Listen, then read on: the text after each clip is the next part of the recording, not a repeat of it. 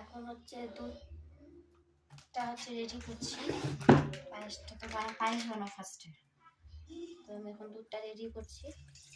দেখছি কেমন হয়, ফার্স্টে ট্রাই করে দেবেন, না গুড় দিলে না ফেটে যেতে চাই, তাই না? দেখো দুটো, একটা হচ্ছে এটাতে হচ্ছে আমি করব পিঠে করব, পিঠে ভিজাবো, আর একটা বাটি আছে এটাতে হচ্ছে আমি করব। দেখো এটাতে হচ্ছে আমি পিঠে বানাবো, মানে পিঠেটা রাখবো, আর এটাতে রাখবো হচ্ছে পায়েস। এটাতে পায়েস করবো আমি এখন। তো দেখি সব রেডি করে রাখি, সব কাজ হয়ে গেছে, এখন হচ্ছে আমি রেডি করবো এগুলো, পায়েস বানাবো। তাই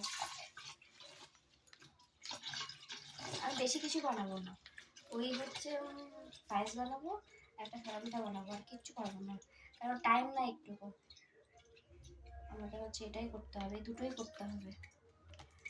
আর গুড়টা রেডি করতে হবে না, ঠিক করতে হবে, দিয়ে ফেটে যাচ্ছে নাকি ওটা ট্রাই দেখতে হবে।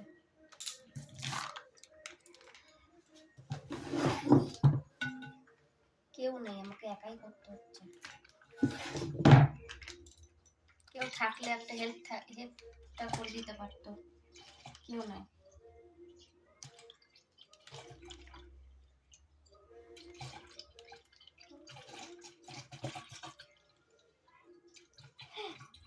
তো তোমাদের বাড়িতে কাদের কাদের বাড়িতে পিঠে হচ্ছে আজকে সবাই আমাকে জানাবে, আমি দেখাবো পিঠেগুলো, যখন বানাবো তখন দেখাবো, কেন হচ্ছে আজকে আমি নতুন ডিজাইন করে একটা পিঠা বানাবো,